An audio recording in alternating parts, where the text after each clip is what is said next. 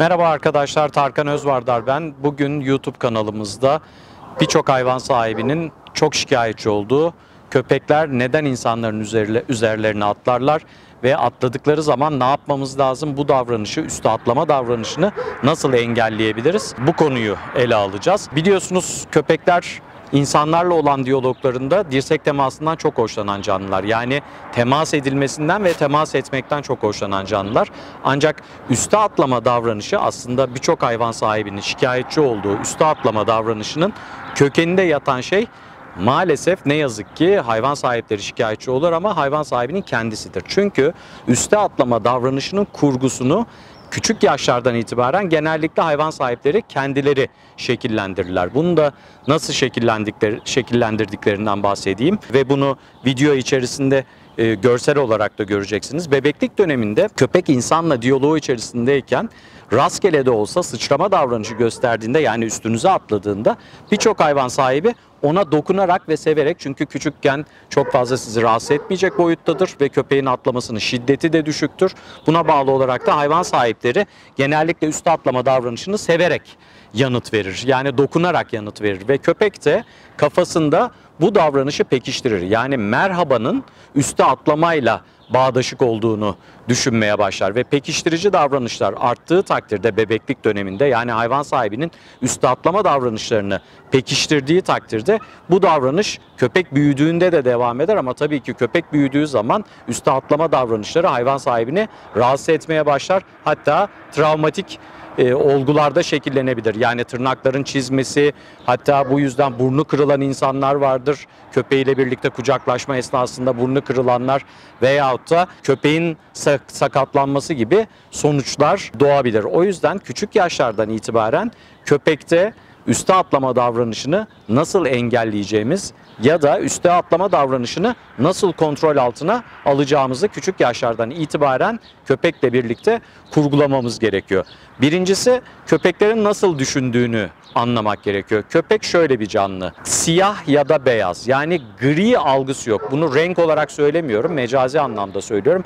Yani atlarım ya da atlamam şeklinde düşünen bir canlı köpek. O yüzden köpeğin kafasını karıştırmamak hedefli, ki zaten birçok istenmeyen davranışın altında aslında hayvan sahibinin atipik davranışları yatar. Yani şunun gibi açıklayayım. Üste atlama davranışını ele aldığımız zaman bazı hayvan sahipleri şu tip davranışlar gösterebiliyor. Örneğin üstündeki kıyafet uygun oluyor, eşofmanı üstünde oluyor.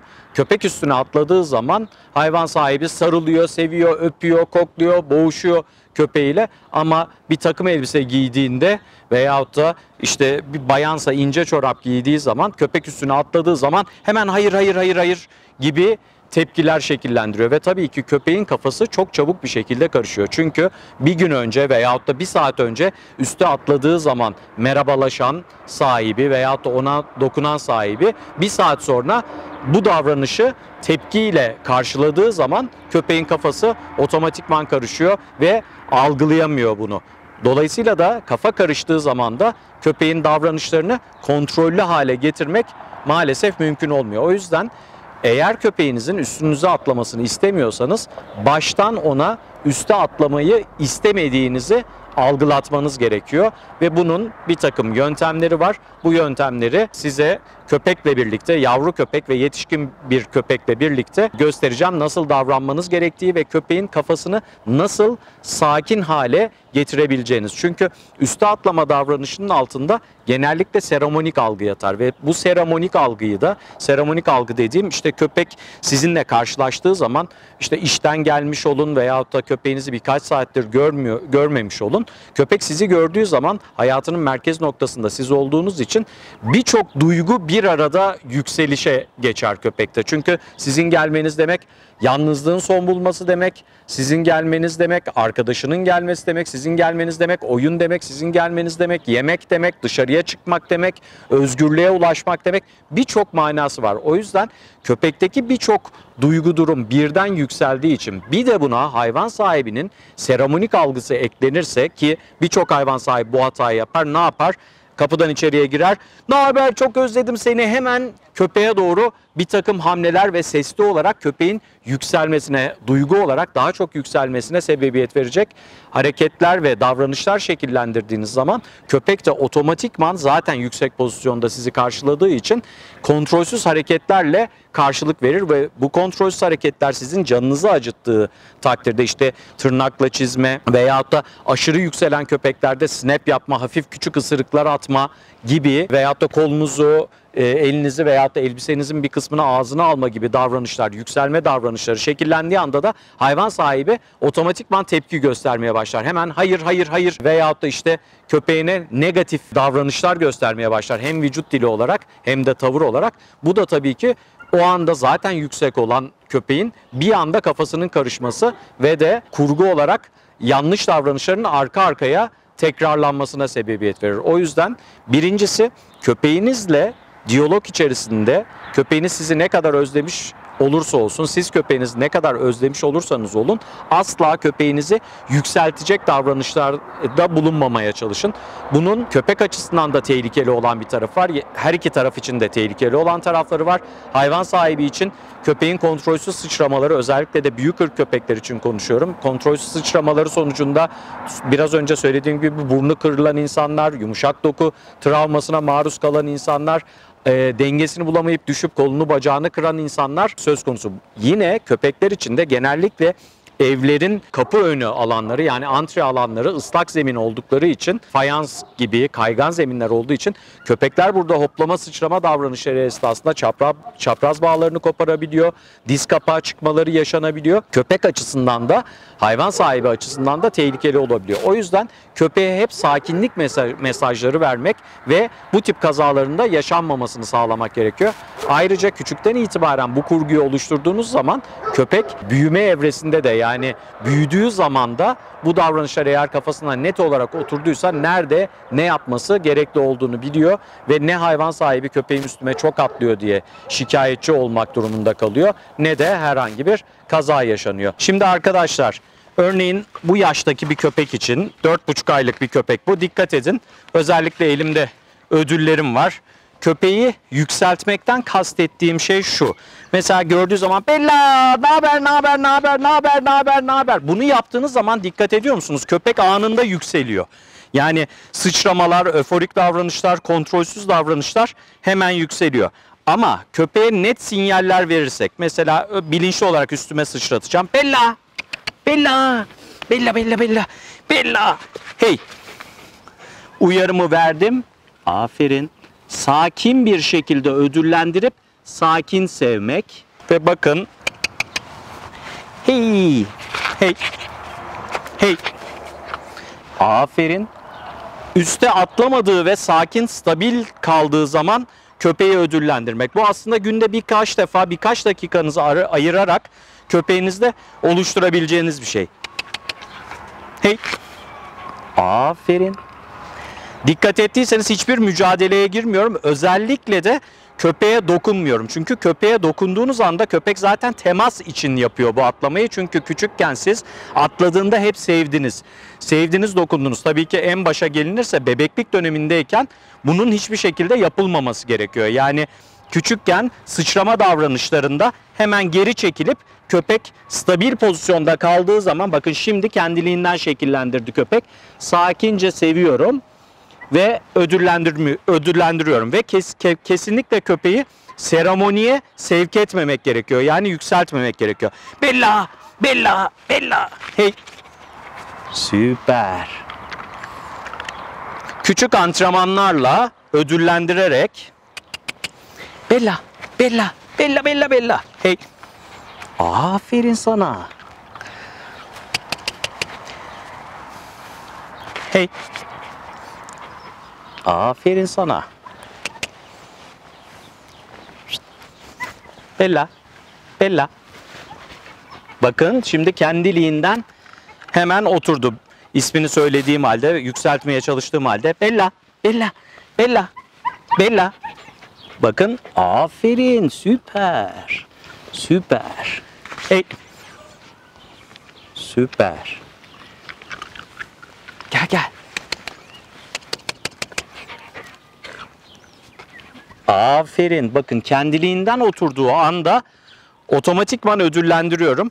Burada clicker da kullanabilirsiniz. Hemen ödüllendiriyorum ki yüksek davranışı kesinlikle ödüllendirmiyorum. Uyarıyorum ama köpeği ittirmek, diz çıkartmak, işte arkamı dönmek gibi bir tavrım yok. Küçük bir uyarı veriyorum sözlü olarak. Hey uyarısını veriyorum ve yaptığı davranışa kesinlikle karşılık gelmiyorum. Dokunmak, ittirmeye çalışmak falan hiçbiri yok. Özellikle de çok duyarsınız bunu. İşte dizinle köpeği ittir. Bunlar köpek için travmatik olabilir. Dizinizle ittireyim derken hayvanı yaralayabilirsiniz, zarar verebilirsiniz, ürkütebilirsiniz. Bunların hiçbirisine gerek yok. Köpeği yükseltmemek esas hedefimiz olacak. Bella. Aferin. Süper. Bakın çok küçük bir antrenmanda bile köpek hemen bu davranışı algılayabiliyor. Bella. Aferin sana. Şimdi farz edelim ki biri yaklaşsın. Çünkü bazen hayvan sahiplerinin şikayeti şu olabiliyor. Yolda gezdirirken başka insanların üzerine atlaması da şikayet konusu olabiliyor. Bunu nasıl engelleyeceğimiz bir arkadaşımız bize yardımcı olsun. Tabii bunu arkadaşlarınızla da çalışabilirsiniz. Veyahut da kendiniz de uyarabilirsiniz. Bakın biri geldi, köpek hemen yükseldi. Biz bunu kurgulayacağız. Hemen ödül verelim. Oturduğu anda ödüllendirmek. Tabii ki karşı tarafın yaklaşımı da çok önemli. Köpek sizin sorumluluğunuzda olan bir canlı olduğu için biri eğer köpeğinizle ilgilenmek isterse veyahut da birilerinin yanından geçerken çok nötr davranışlar şekillendirmelisiniz. Biri sevmek isterse de köpek sizin sorumluluğunuzda mutlaka karşı tarafı uyarıp doğru sevmesi, sıçradığı takdirde sevmemesi konusunda uyarmalısınız. Şimdi siz bir şey yapın, uyarmaya çalışın, Bella. köpeği yükseltmeye çalışın. Bella. Aferin sana Bella. Hemen ödül. Bakın görüyor musunuz? Hemen davranışı anladı. Yükseltmeye çalışsanız bile tekrar verelim. Bella. Tekrar verelim. Aferin. Köpek yine stabil pozisyonda. Bu arada arkadaşlar bu köpekte daha önce hiç bunun çalışması yapılmadı. Daha zaten çok küçük olan bir köpek. Bizim köpeğimiz de değil. Hiç bunun çalışması yapılmadığı halde bakın ne kadar kısa bir sürede köpek davranışı algılayabiliyor. Bunu günlük antrenmanlar şeklinde bölerseniz olgu çok daha kolay şekillenebilir. Şimdi tekrar bir tease etmeye çalışın. Bella. Oturduğu zaman ödül ve sevmek. Aha. Bir kişi daha alalım. Bakın yine köpek yükseldi. Bekliyoruz. Oturduğu ya da yattığı zaman Aferin sana. ödülleniyor sadece. Onun haricinde tekrar bir yükseltmeye çalışalım. Bella. Bella Bella Bella. Bakın Aferin kızım. ses olmasına rağmen, kişi tahrik etmesine rağmen Aferin. güzel. Bella. Süper. Aferin sana. Aferin sana. Bella. Tekrar bir yaklaşıp durun bir. Şimdi ödül. Bakın gördünüz mü? Kendiliğinden köpek oturdu. Aynı şeyi sizinle bir yapalım. Ben bir şöyle yönlendireyim. Bella. Bella, Bella, Bella. Tekrar gelin. Bella. Bakın hemen Aferin. olguyu anladığı için oturuyor. Tabii ki hani şunu düşünebilirsiniz. Herkese ödül mü vereceğiz? Herkesin elinde ödül mü olacak? Hayır, tabii ki böyle bir şey yok ama ilk başta arkadaşlarınızdan, aile bireyleriyle birlikte antrenmana edebilirsiniz bu kurguyu. Çünkü köpekte doğru davranışı onaylamak hedefi olarak mutlaka ödüllendirme ve motivasyon oluşturmak zorundasınız. Bunu eğer arkadaşlarınızla kurgularsanız ya da aile bireyleriyle köpeğin kafasında oturacaktır ve dışarıdaki gezintilerinizde tanımadığı ve yabancı insanlarda da aynı pozitif sonuçları alabilirsiniz. Ama bebeklikten itibaren kurgu çok önemli. Eğer köpeğinizin üstünüze sıçramasını istemiyorsanız, ki büyük ırklarda kesinlikle problem olan bir şeydir bu. Eninde ya da sonunda bir sakatlık yaşanır. O nedenle küçükten itibaren kurguyu oturtmalısınız. Yani köpeğinizi canınız istediğinde üstünüze sıçratıp, sevip, dokunup, hoşlatıp, canınız istemediğinizde hayır deme durumu söz konusu değil. Çünkü köpek böyle düşünebilen bir canlı değil. Sizi kıyafetinize göre veyahut da ruh halinize göre algılayamayabilir hayvan. O yüzden küçüklükten itibaren üste atlatmama yönünde antrenman yapmanız gerekiyor. Şimdi bakın burada köpeğin sahibi yeni geldi. Köpek tabii ki uzun süredir sahibini görmediği için üste atlama davranışı şekillendiriyor. Ama sahibinin hareketlerine dikkat edin. Karşılık gelmedi seremonisine. Ve Köpek önünde oturduğunda sevmeye başladı ki merhabayı ancak sakin pozisyondayken alabileceğini köpek bu şekilde öğreniyor. Doğru vücut dili bu. Ha atlarsa tekrar köpeğini uyarıyor ve ondan sonra sakin pozisyonuna getirip ondan sonra köpeğiyle merhabalaşma. Böylece köpeğin üste atlamasını hiçbir şekilde onaylamamış oluyor. Ve dikkat ettiyseniz köpeğin yükselmesini engellemiş oldu. Şimdi sevebilirsin abi. Aha. Bakın şimdi rahat bir şekilde köpeğiyle merhabalaşıyor. Bir 5 gündür birbirlerini görmüyorlardı. Ve köpeği yükseltmeden, herhangi bir kazada yaşanmadan köpeğiyle tekrar diyaloğa girmiş oldu. Yeni karşılaşma bu.